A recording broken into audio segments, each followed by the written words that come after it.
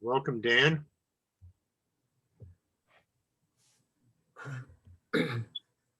Maureen, welcome. Hello, all. Hello. Thank you for joining us today. We're just going to wait a few more minutes to see if there's going to be anybody else that will be joining us for this program.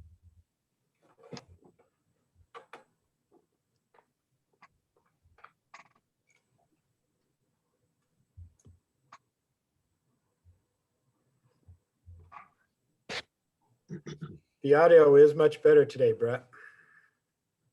I'm in a smaller room. Yeah, works out a lot better. Yeah.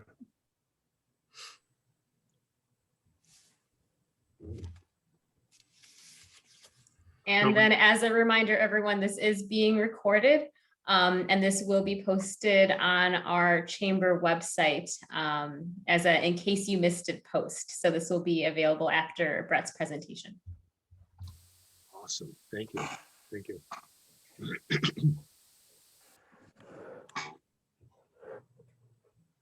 It's a nice background you have there, Kent.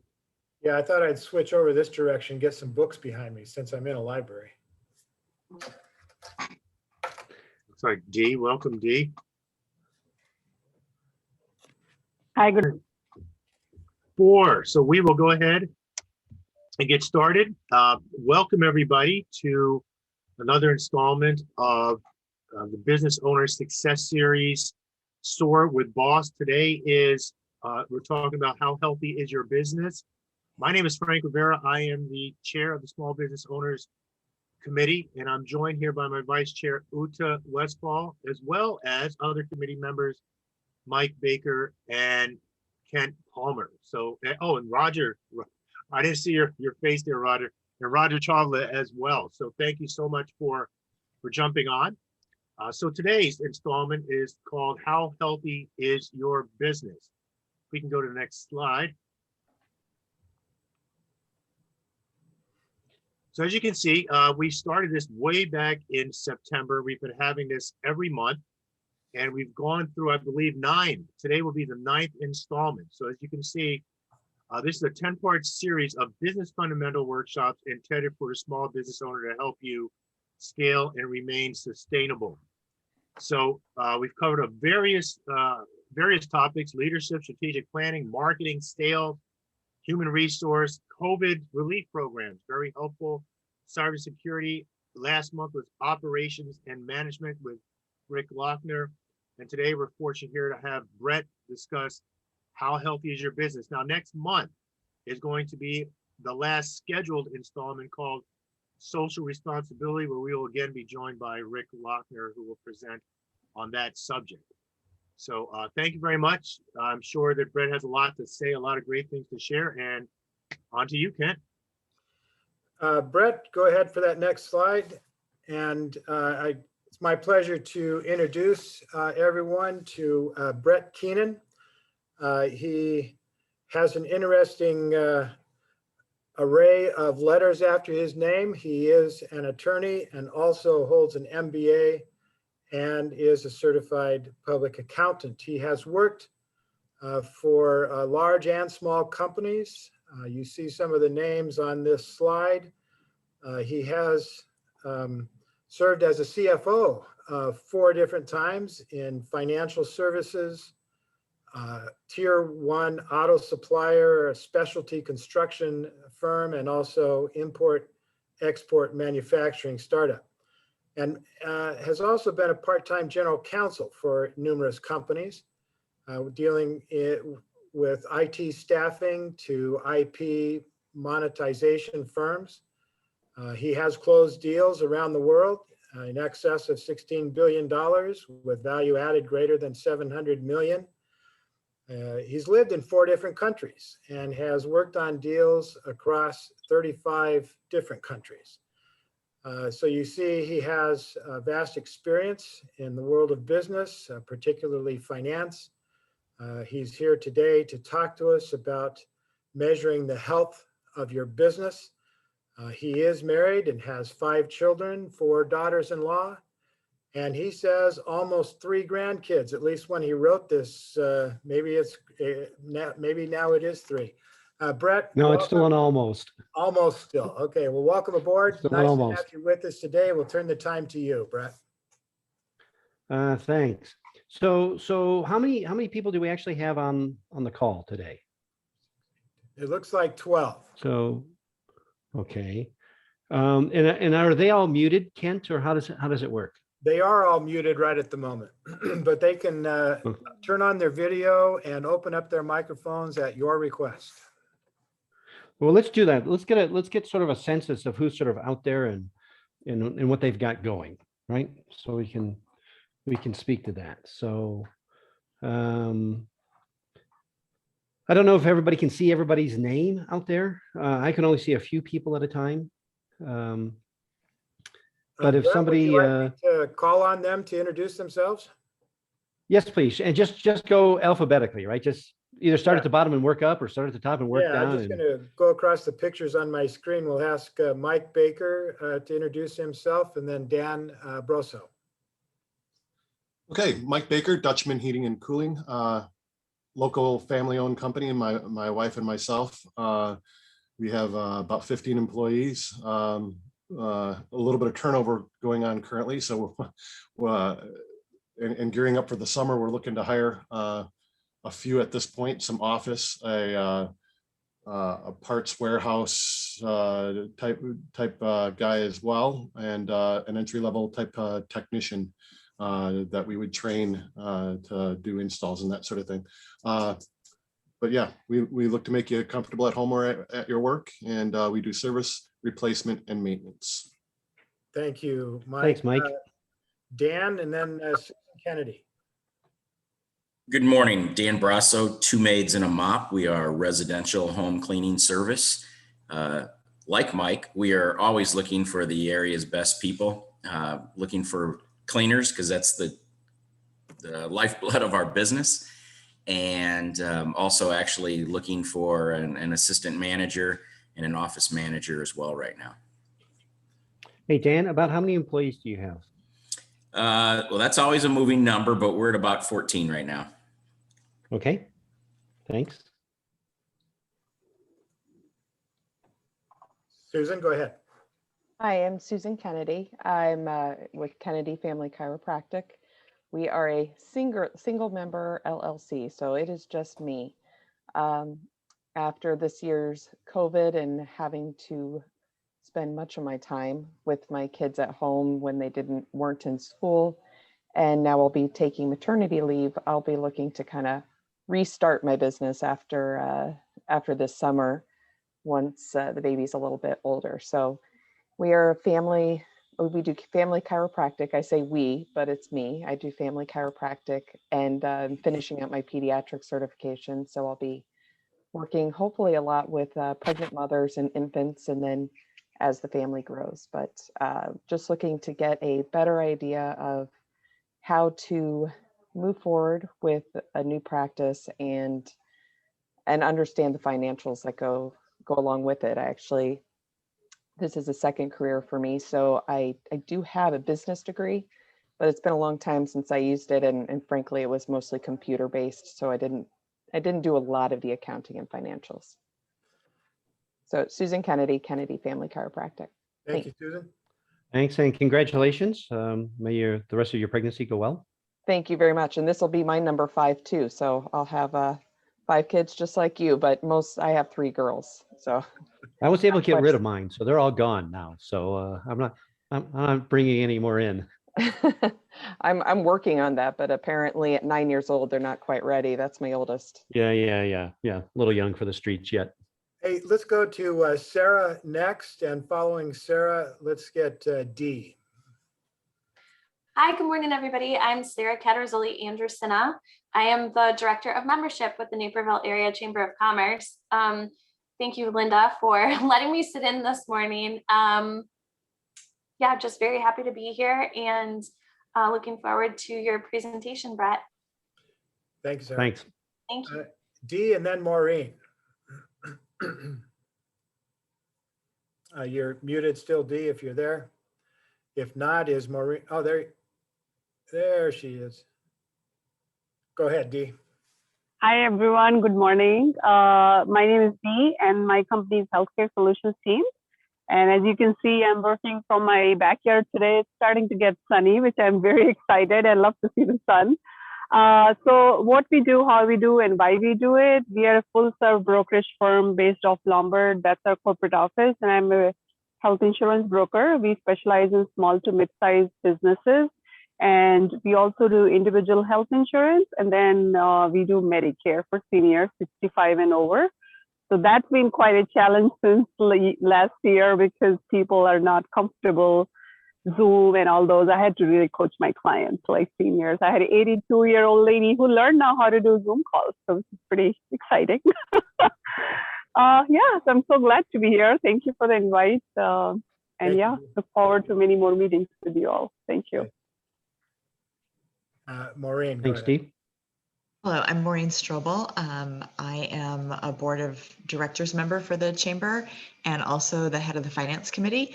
I am a finance professional and have worked most recently for BP. I retired a year ago from there and kind of enjoying a break off, particularly during COVID.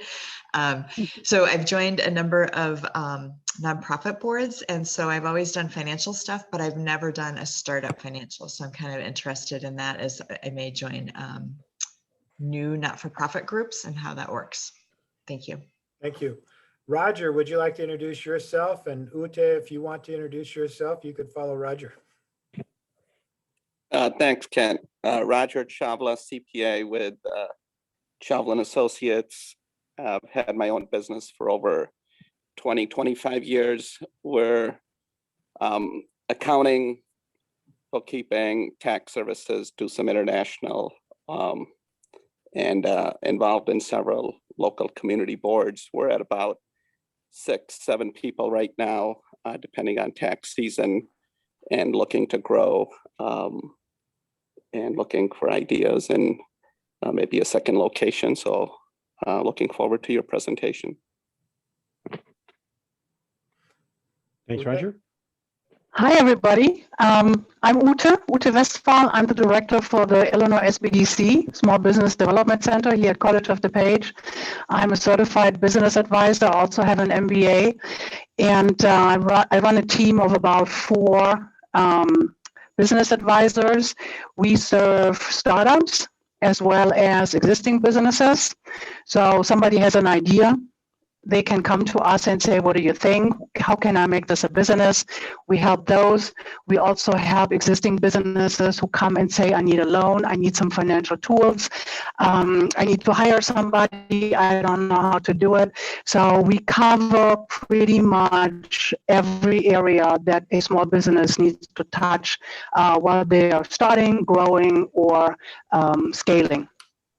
Personally, my specialty is financials. I teach financials here, and I also prepare businesses for being bankable, applying for a loan, how to do it, how to get the documents together. So that is what I do here. And I'm excited to have Brett here because I am sure that I can learn a whole lot from Brett today. So No, thank you for your vote of confidence. We'll you're see welcome.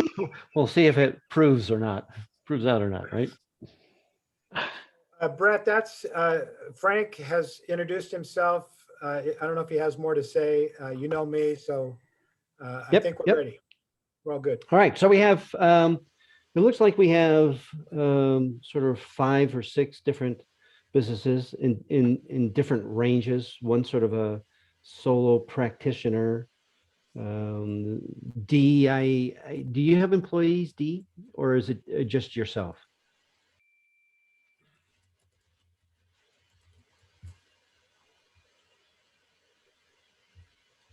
I think you're still on mute, Dee. Oh, well. And then we have a few people, Maureen, Ute, missing somebody else that have a very strong financial background. They could probably, Roger, probably do this presentation just as well or better than I could. Where Kent wanted to go, so I was going to say, I actually, I didn't really talk about what I do, but My master's is with a finance concentration. And I had been a financial course it advisor is. in the past. So I've quite a bit of finance experience, but right now I'm in marketing. So digital marketing. So what I think I'll do is Yeah. I'll just turn this over to Frank and No. to Maureen, to Roger, and you guys And my you guys screen ready. goes blank. Exactly. Dee, how many employees do you have currently?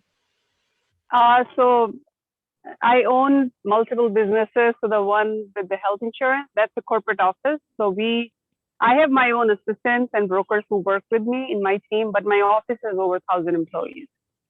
25 of those are the corporate employees, and then rest of those are brokers just like me who work for multiple carriers. Yeah. Got it. Got it. Okay, so we have a range of sophistication here. In that kind of environment, it is, incredibly tough to speak to the audience because you're all over the place, right? Some are just beginning out, and others have been around for decades. And so your skill sets and your knowledge sets are going to be sort of all over the place.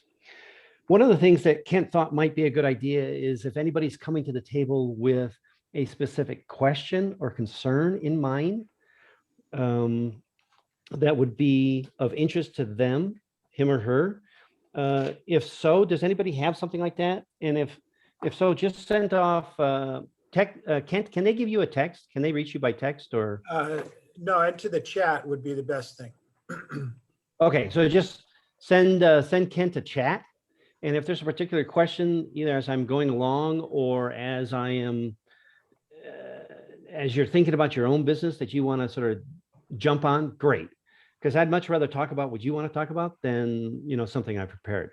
So just to open it up, does anybody have any specific, financial or accounting issues that is pinching on their business or that they wanted to learn about today as they thought about, how to run the finances? Otherwise, I just sort of go into my canned thing. But if there's anything out there that people are particularly, in other words, why did you come to this particular session? What was it that drove you here? What was it that intrigued you? What were you hoping to learn? If somebody can give me guidance there, then we can start at that point. I'll let it sit for a minute, just to give somebody space. Brett, the first entry into the chat is from Susan Kennedy and is kind of encouraging a discussion about some of the simple ways to assess the health of a business from a financial perspective.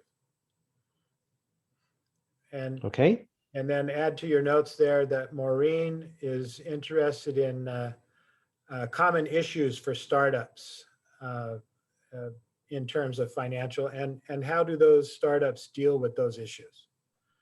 There's a couple for you to get started. We'll add to it. All right. Both of those that's sort of where I went in the presentation. So let me just sort of jump into it and go there. So next slide. The only thing that matters when you're running a business is at the end of the day, are you making money? You put $100 in, you want to get more than $100 back.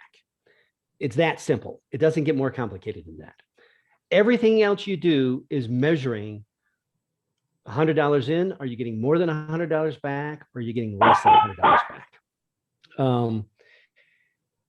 And there's times when your cash flow is going to be negative, and it's going to be negative either because you're growing, because you're putting a lot of money in, you're buying inventory, you're hiring employees, you're writing code, you're marketing out to prospective clients and things like that. And you got a lot of money going out. And that happens when you're growing. You can also have a lot of money going out when you're losing money. When you're buying stuff for 100 and selling it for 90, you're never going to make it up in volume, right? You're just going to, volume yourself out of business. And so there's really two times in life that you're not going to make money: when you're growing or when you're failing. And sometimes it's really hard to tell which is which, especially at the beginning. So the only thing that matters is, are you making money? Is money coming in the door? everything else is enabling you to get there, in a sense of to track whether or not it's working. And this is a basic, return on investment formula, but it's basically money in divided, or money out rather, divided by money in. That gives you your formula. A lot of people get scared by accounting. What's a debit? What's a credit? What goes up? What goes down? How do I monitor this? How do I take care of my financial systems? There's a lot of companies out there that do really, really excellent work on providing very simple accounting services. There's a lot of entry-level accounting services programs like QuickBooks, which are very, very easy and intuitive to use. But all this is trying to do is help you to understand how your cash is coming in and how your cash is going out. And so if you have a really good handle on your cash flow as a small business, that's the most important thing you can focus on. How much cash am I investing? How long is it going to take to get that cash back out? If you understand accounting, great. If you don't understand accounting, there's lots of resources online. There's lots of resources in the library, I'm sure. I'm sure there's lots of resources at the chamber. Ute was talking about, I think, how that's what she teaches is, finances for small companies. And it's relatively simple once you it's like riding a bicycle, right? It takes a little while, but once you get the balance, it sort of runs. So if you don't understand accounting, and you don't want to understand accounting, that's okay. But you must focus on what your cash flow is, what kind of cash you're putting out, what kind of cash you're bringing back. And it's really important that you keep records of that. All right. So this is my little, cash flow picture, right? Here's an overview of your cash flows, right?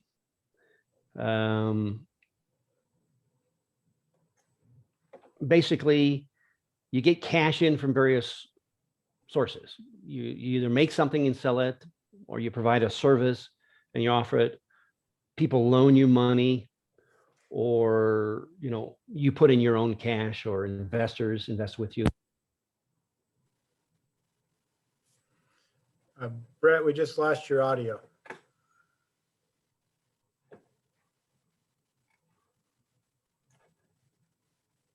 I don't know if you came unplugged or what happened. A wire is loose in your connection somewhere. Hey, Belfry, how's that? Does that work now? You're back. All right. Okay. When did I drift off? You were just starting to talk about this slide, cash flow 2. Okay. So cash flow 2 really sort of talks about how cash comes in and out, right? You make a product, you sell a service, people pay you money for that.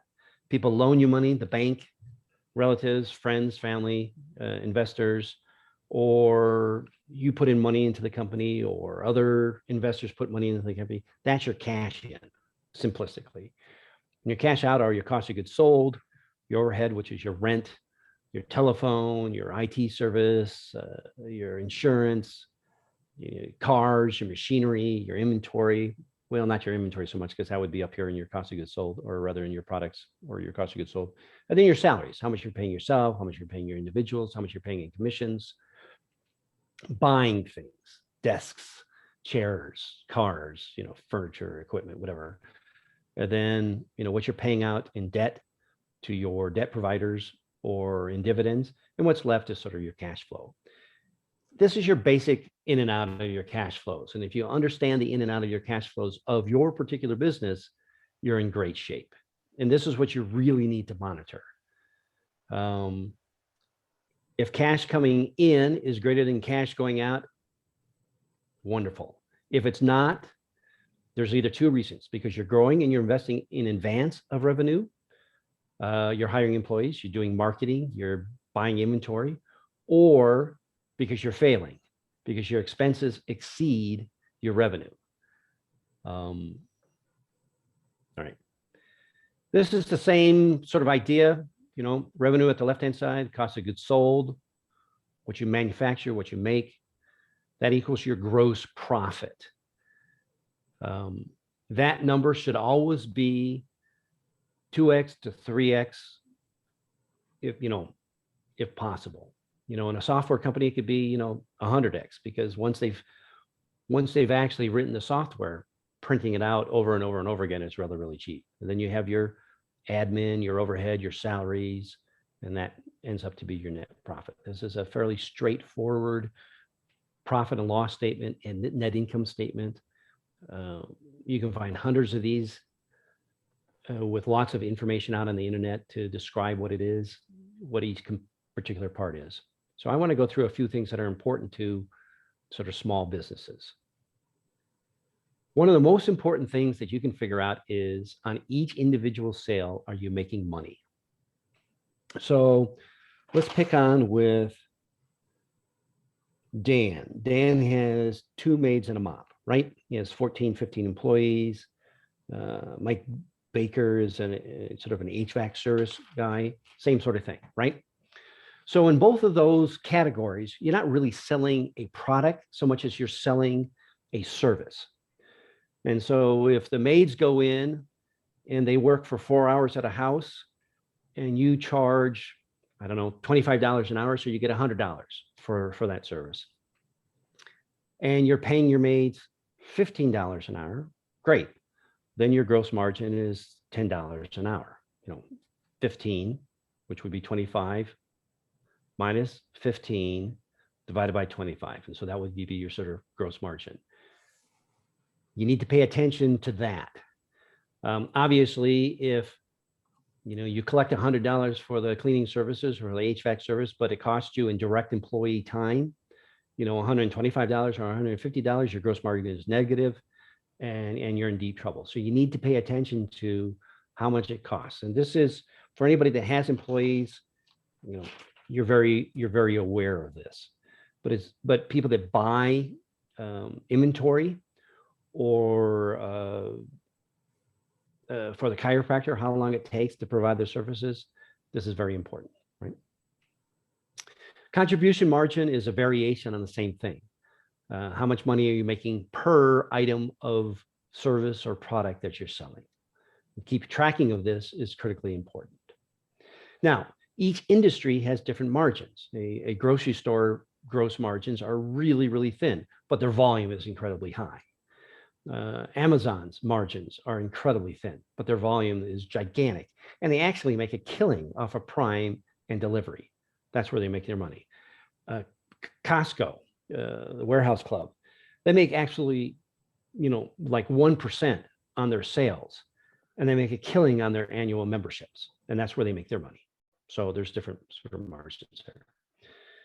This is an important chart to understand for your particular business. Each business has something called fixed costs. Those are costs that don't really change with volume. Whether you have 1 unit sold or 100 units sold or 1,000 units sold, this fixed cost stays relatively constant. And then variable cost changes with how many units you sell, how many hours of service you provide. And for every unit that you sell or produce, that cost goes up. And at some point, you're crossing over from a loss area, because you're still trying to cover your fixed cost, into a profitable area where you've covered your fixed cost, you've covered all your historical variable costs, and now you're making profit. And it's really important to know what your break-even point is. And that's basically what's your contribution margin per product sold or per service hour sold. And let's say it's $10 per unit sold or service hour sold. And then what is your fixed cost? And it's just, if your fixed costs are 1,000, then it's 1,000 divided by 10. That tells you how many units you have to sell to break even. And you need to know how many units you need to sell to break even. That's an important point.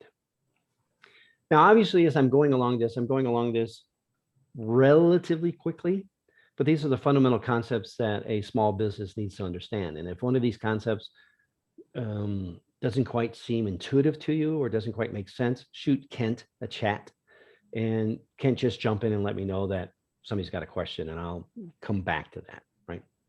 Okay. So another part that small businesses really need to understand is what is their revenue cycle, right? So in both Mike's business and Dan's business, I presume that having a lot of repeat customers is really, really important. So Dan probably has, annual or semi-annual repeat customers a lot. And then, Mike's might have, monthly. Obviously, Susan, as a chiropractor, would be looking to have repeat customers come all the time. And the question is, how often do they repeat? Do they repeat monthly? Do they repeat weekly? Do they repeat quarterly? Do they repeat annually? Once you have a client, it's much easier to retain a client than it is to develop a new one. Excuse me.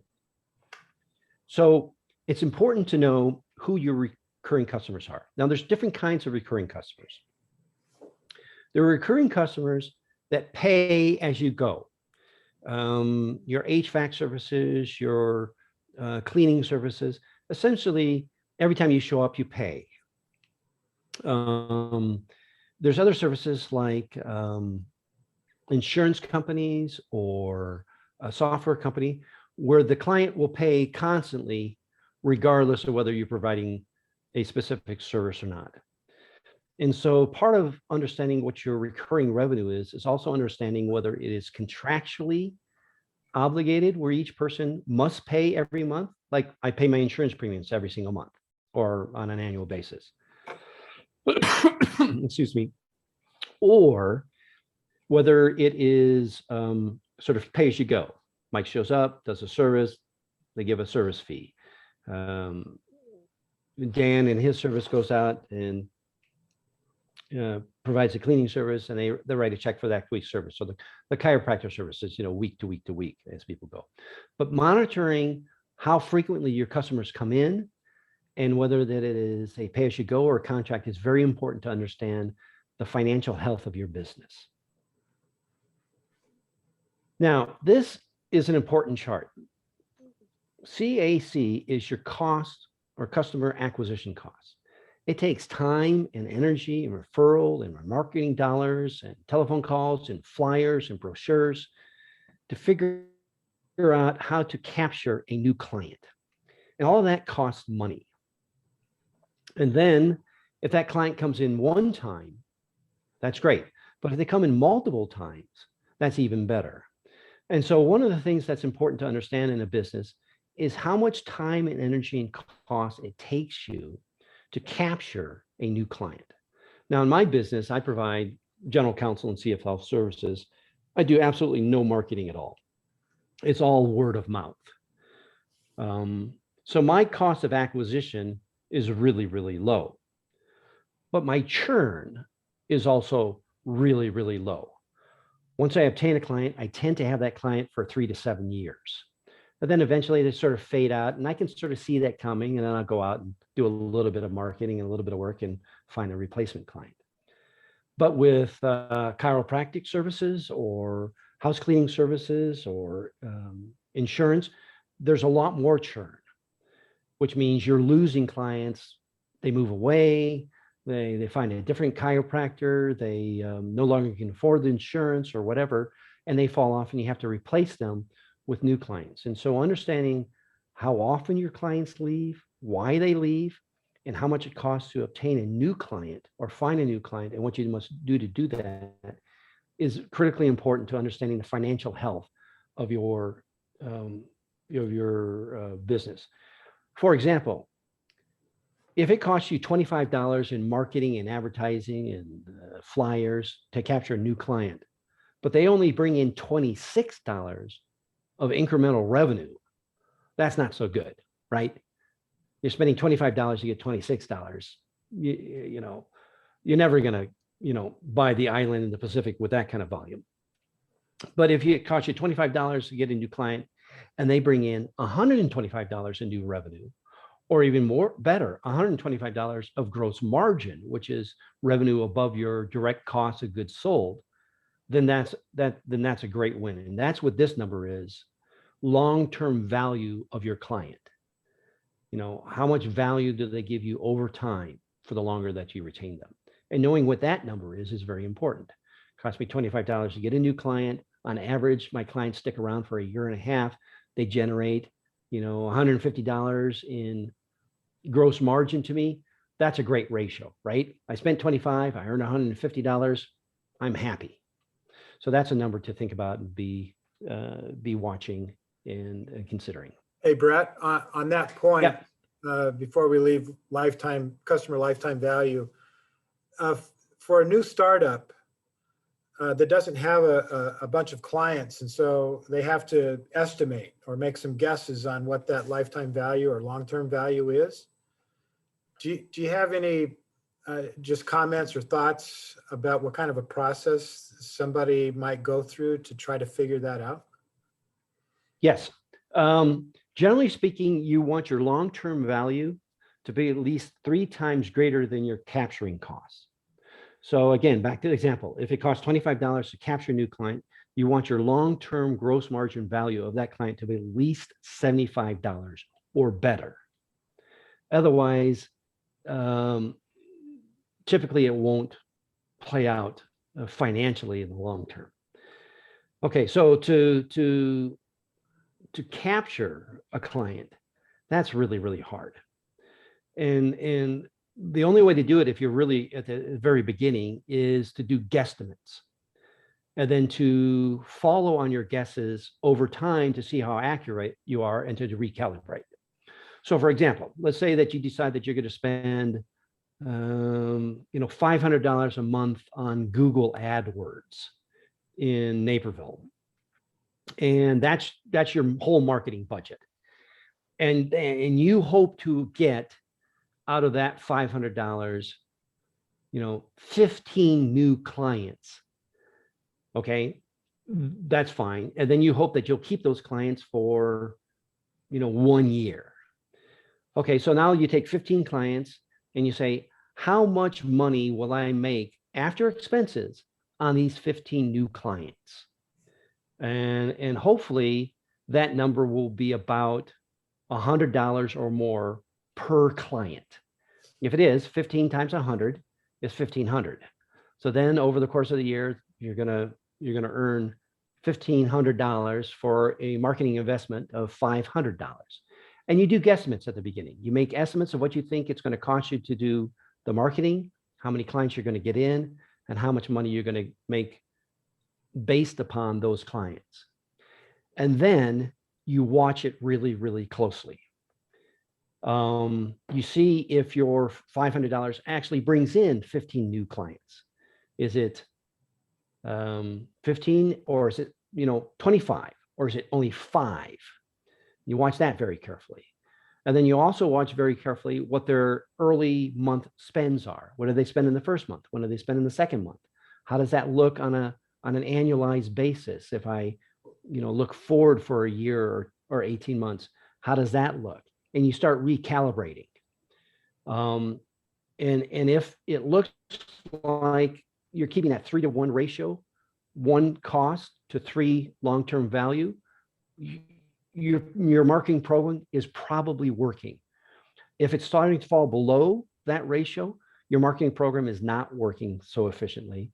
And you might want to think about either changing your marketing program, reducing the cost of your marketing program, figuring out how to upsell additional services to clients so that you can make more revenue and have a higher long-term value of a client.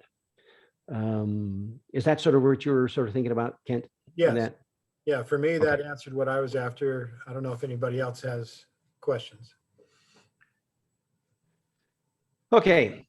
Once you have a client, it is really, really important to keep a client. Now, I'm in the service business. I typically only have 3 to 6 clients at a time because I'm essentially holding myself out as a part-time executive for these companies. If I fall below 3, I get bored. And also I'm not making the kind of money that I would like to make. If I get above 6, I'm really in trouble. I don't have the bandwidth to work, well and professionally for these clients. So I need to retain the clients I have for a certain period of time. That said, when I have 5 clients, if one of my clients is a problem for me, I'll fire the client. Do not be afraid of getting rid of a client that is causing you headaches. And it's the typical Pareto principle. You'll find that you'll have 5 clients and 4 are wonderful and 1 is a pain. If you're not absolutely desperate for their services or their fee, get rid of them because it's just not worth the time and the aggravation to keep servicing bad clients. That said, keeping a client and keeping a client happy is the cheapest and the best way of growing your business.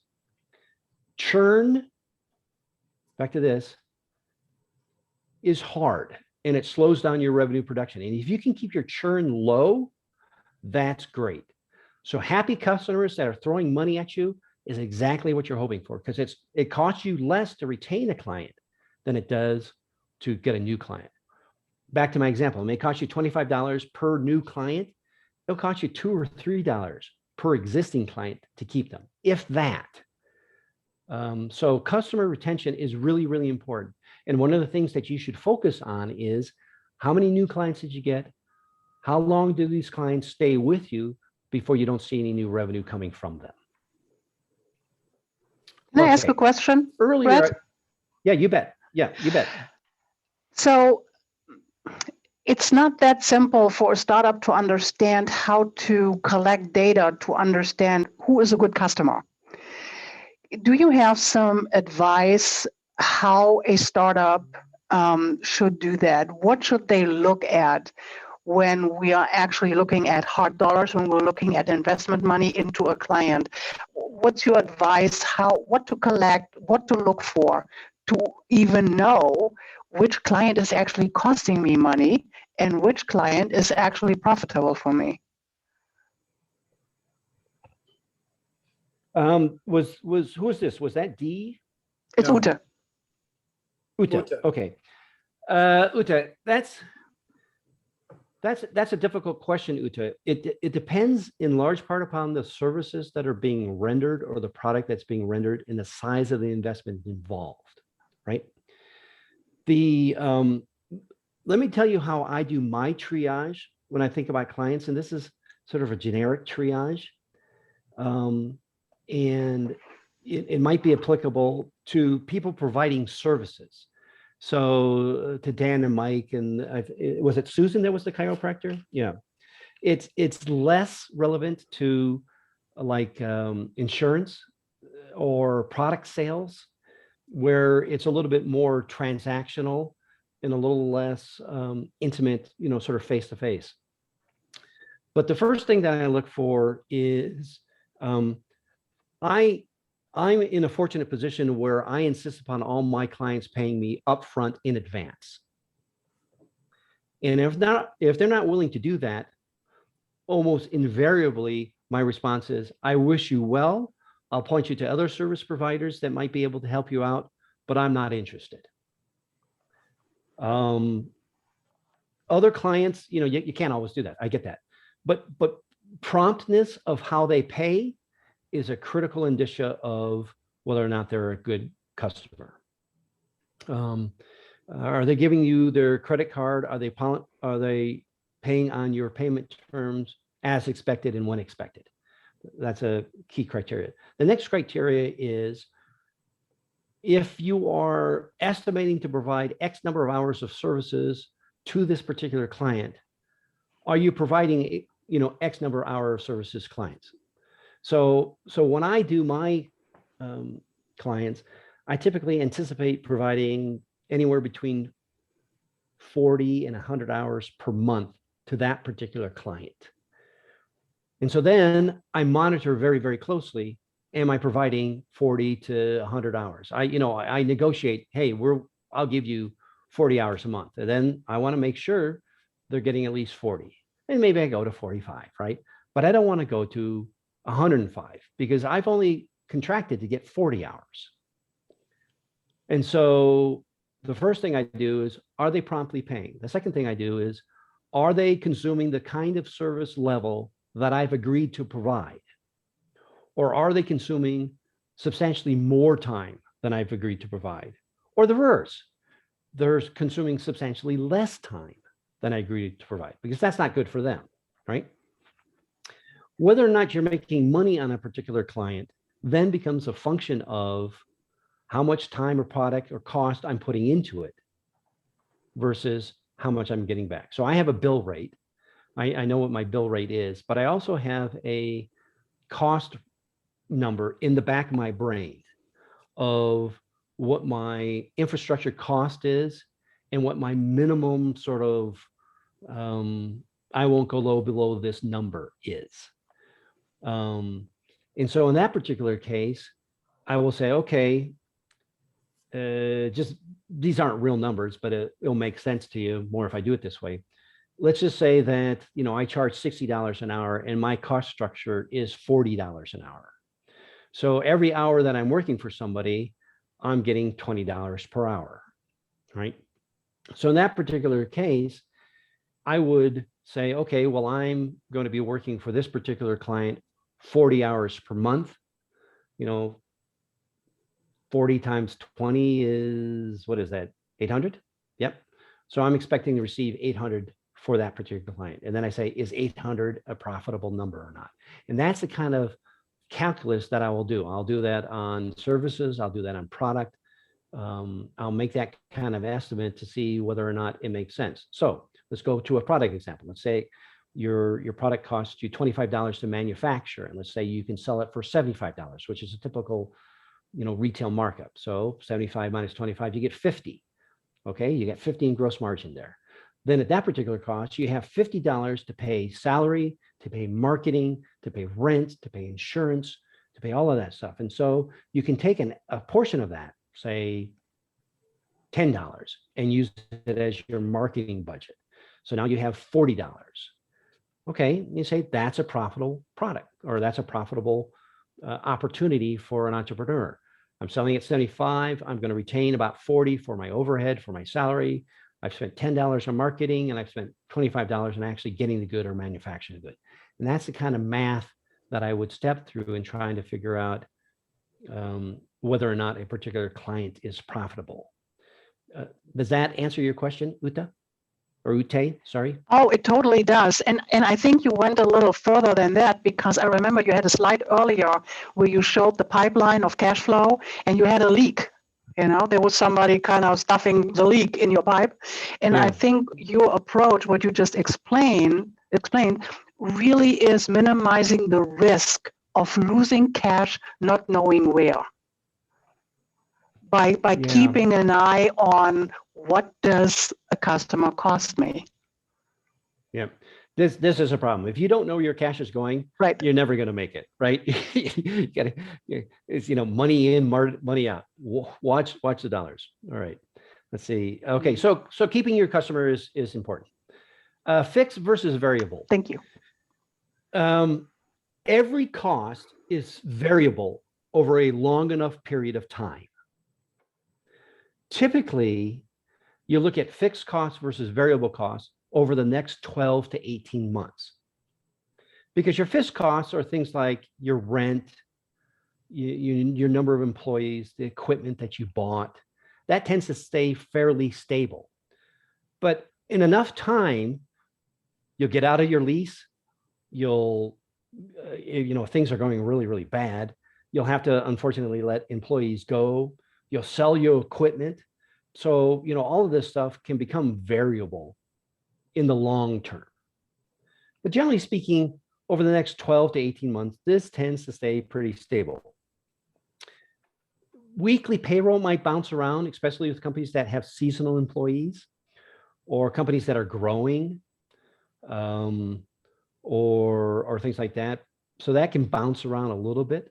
One of my clients is a import-export company. And depending upon, you know, what the warehouse is doing, they'll either have 15 employees this week or 5, right? So it bounces all over the place. Your variable costs are things that change really, really fast and are typically a function of sales. You know, if you sell through Amazon and you sell product, you know, the more things you sell, the more shipping costs you're going to have, right? Insurance brokers understand this very well. Oh, who's this? D, you're the insurance broker. you know, commissions are, that's the livelihood of an insurance company, right? You sell an insurance product and then you get a commission for that placement. That happens all the time. How much you spend on Google dollars, you know, 500 versus 50 versus 25. And so typically you tend to look at your variable costs constantly. What's happening this week? What's happening today? What's happening this month? And you tend to look at your fixed costs every 6 months, every year. How can I do better on that? There's no magic formula as to when you look at one or the other.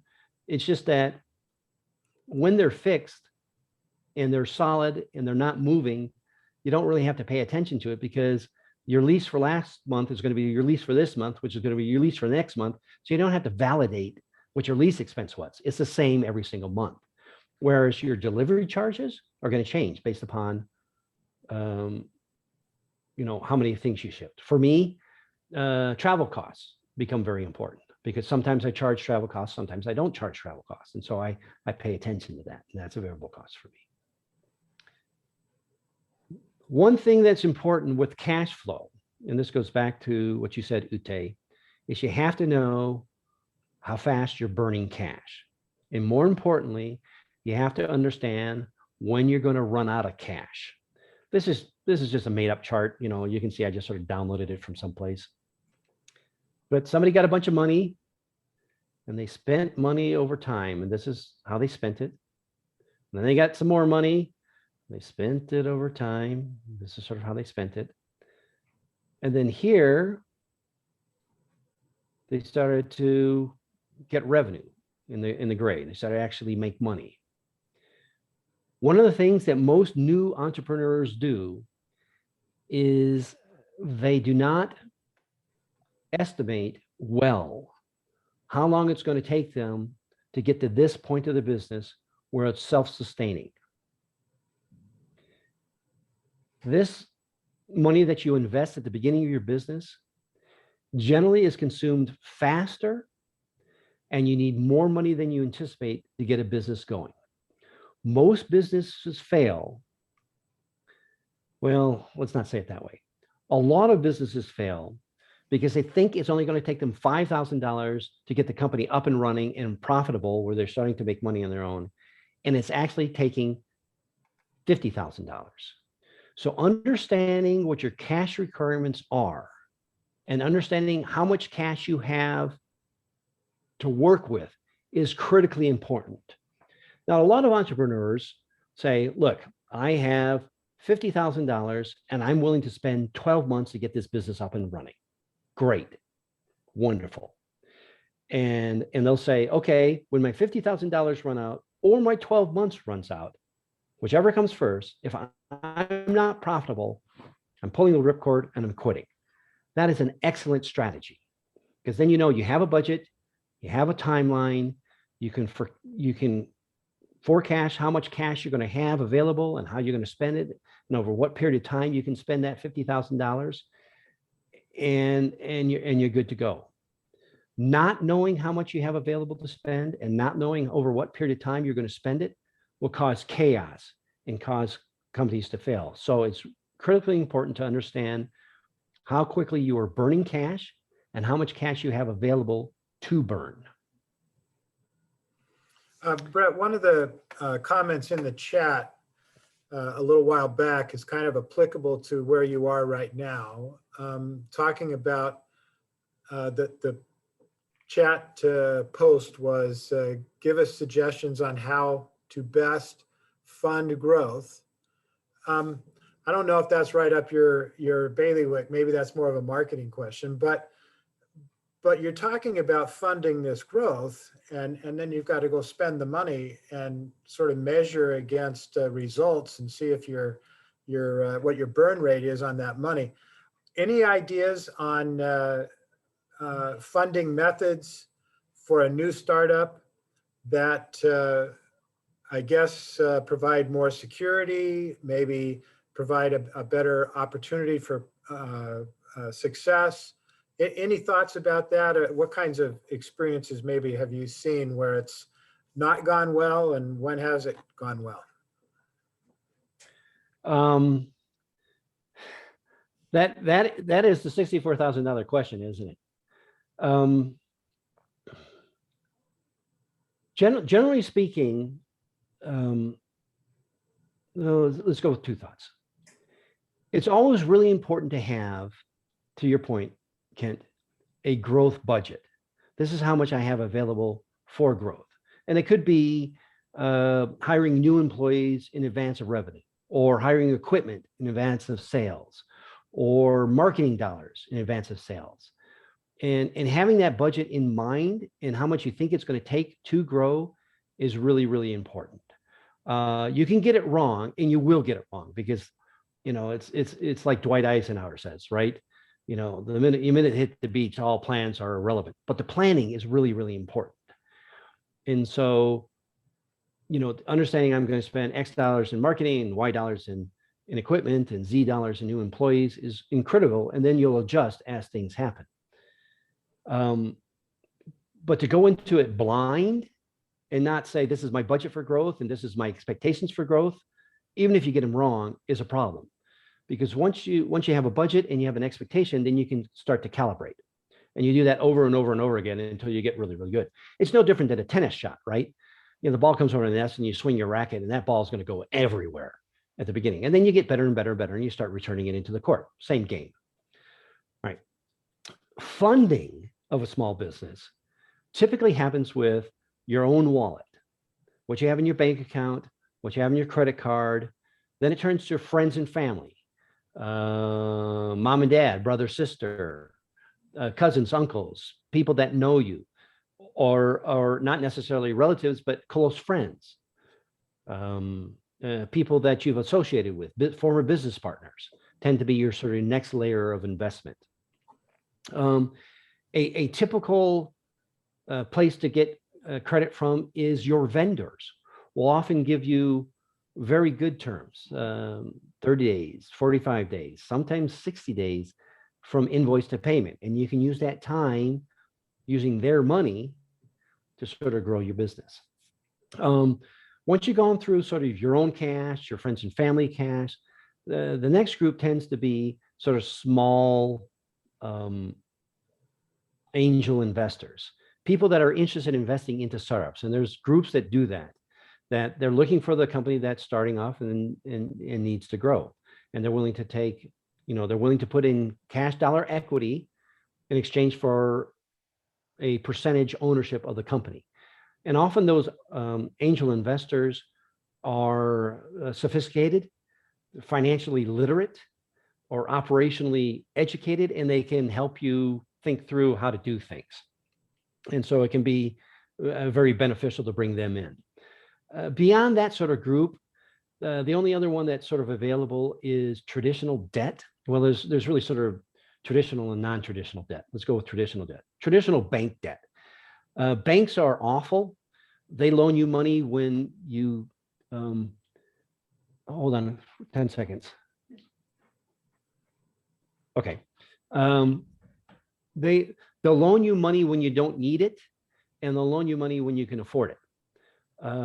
Because they loan on your cash flow. And typically your startup company has limited cash flow, or it looks awful, right? Those kind of banks might loan you money, a home equity line of credit, right? Small Business Administration is available for loans to companies, but they are also tend to have the entrepreneur put up collateral, put up a lien on their house or something. And mostly because the Small Business Administration is there to help small businesses succeed. But they also have the mindset of, if the business fails, they want the entrepreneur to feel some pinch. And then that makes sense. Non-traditional lenders are lenders that will sell against a contract or against accounts receivable. These are very, very expensive lenders. They tend to be, let's go back to bank debt. Bank debt lenders are relatively cheap, 3%, 4%, 5%, 6% interest. Non-traditional lenders are accounts receivable lenders or contract lenders, and they will lend against accounts receivable that you have, or if you have a contract with a company that is known and bankable, they'll lend you money, but their interest rates tend to be 25%, 30%, 35%, something like that. So, but it can be done. It can be done well. So I know a woman who bid on procurement of boots for the Army. And the Army was looking for small women-owned businesses to be providers. And so she fit the niche, and she sold them, $500,000 worth of boots. Well, she didn't have $500,000 to buy the boots. What she did is she got the Army contract, and then she went out to one of these, alternative lenders and paid them 35%, and they put up the $500,000. And the way her economics worked is the cost of the boots plus the cost of the interest was significantly less than the $500,000 she was getting from the Army, and she made money on the deal. So one way to grow your business is to get accounts receivable or contracts from people that you can sell to these alternative lenders. They're factoring agents or hard money lenders, accounts receivable lenders. If you factor in that 35%, you can grow things that way. Thank you, Brad. I think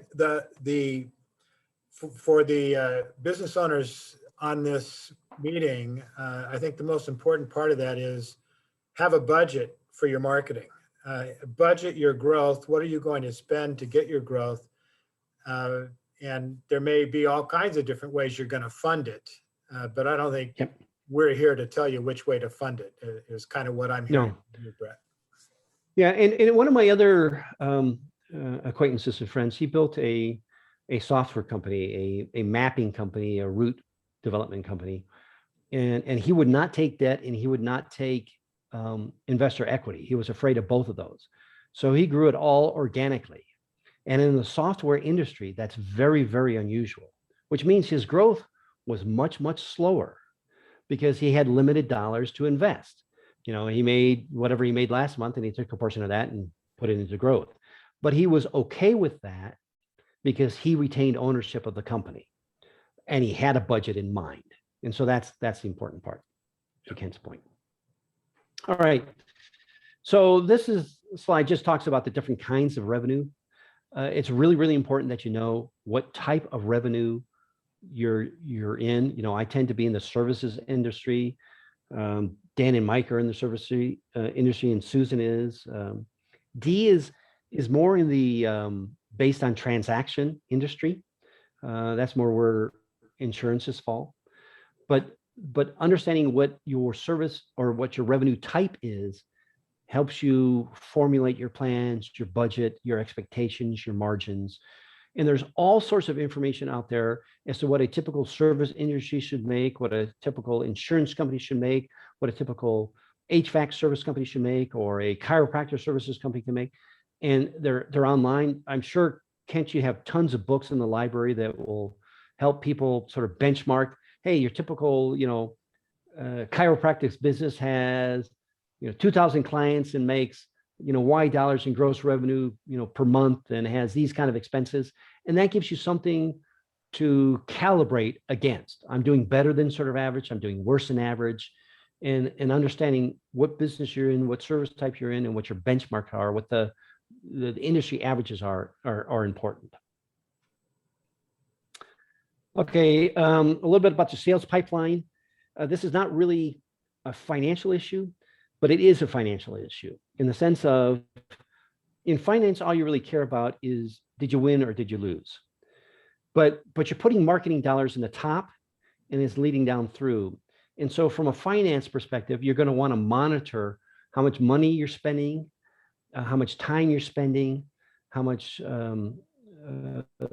request for a proposal energy you're working on, and how many times you're winning. And get that ratio down so you can start to calibrate how much it actually costs you to chase this or chase that or chase this particular customer. I put it out there in the sense that this is one financial area that people tend to look at. What's my sales pipeline? How much is that costing me? How much per win does it cost me? How much revenue per win am I getting? That kind of a thing. It's looking at the time. I think I'll skip that one. One other thing that's important and this is probably important to Dan and Mike and to Susan more than to Dee or Roger.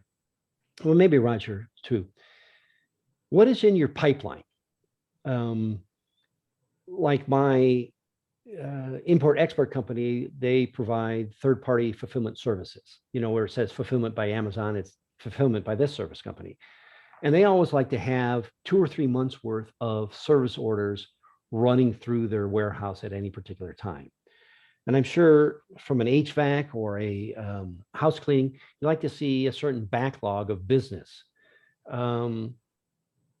It's helpful to know that for the next 3 or 4 months or next 6 years, whatever, this is what my sales is going to look like. Now some industries like construction industries or large infrastructure projects, I mean, their backlog or their project, outlook can be for years, right? And typically in my business where I'm providing services, I'm looking at the next sort of 6 months. What does it look like for the next 6 months? Do I have a solid revenue stream for the next 6 months, or is that going to fade off on me? In which case I need to start thinking about that. And that's part of your sales progression. How does that part look? I think I'm towards the end of the slides that I want to go through. That's probably okay. One final thing that I wanted to take 3 minutes on. There are various financial ratios out there that are really, really important. That's to say really important. Occasionally can be important to look at. And the financial ratios sort of fall in different categories: liquidity, leverage, efficiency, profitability, marketing. They're like, your current ratio, your asset test ratio, your cash ratio. How much cash do you have? Can you pay your debts back? Your leverage ratio. How much debt do you have? How much debt do your equity do you have, right?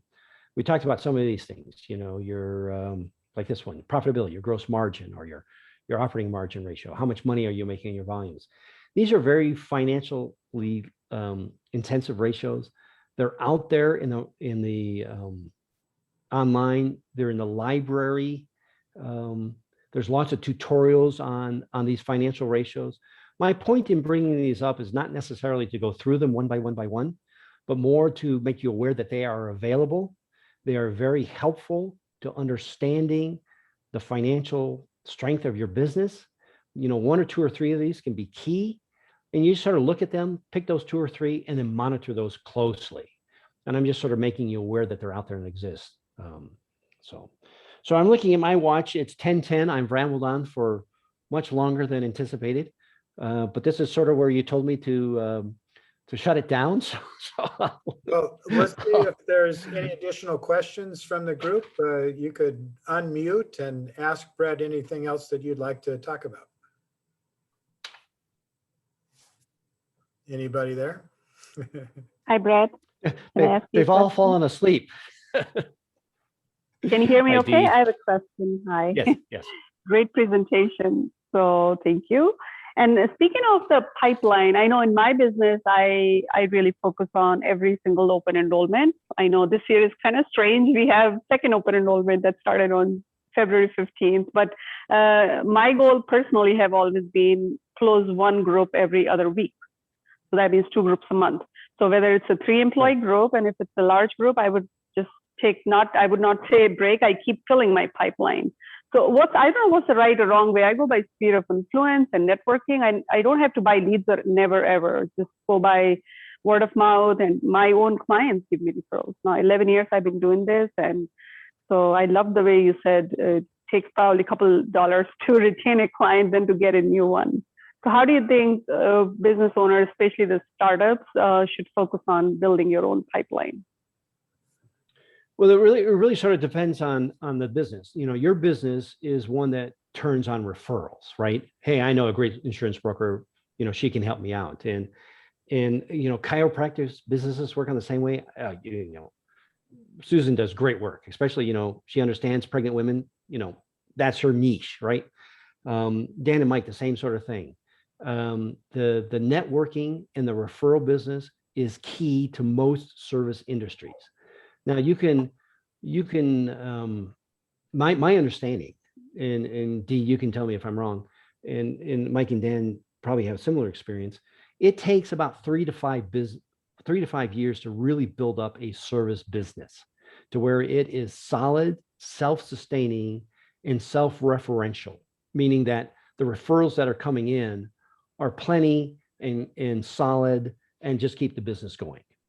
And if you can make it that 3 to 5 years, you're gonna coast.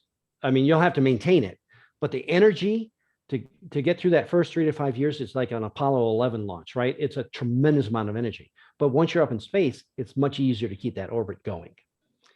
So it sounds like, Dee, you're in the, if you've been doing this for 11 years, you're well behind that, well beyond that.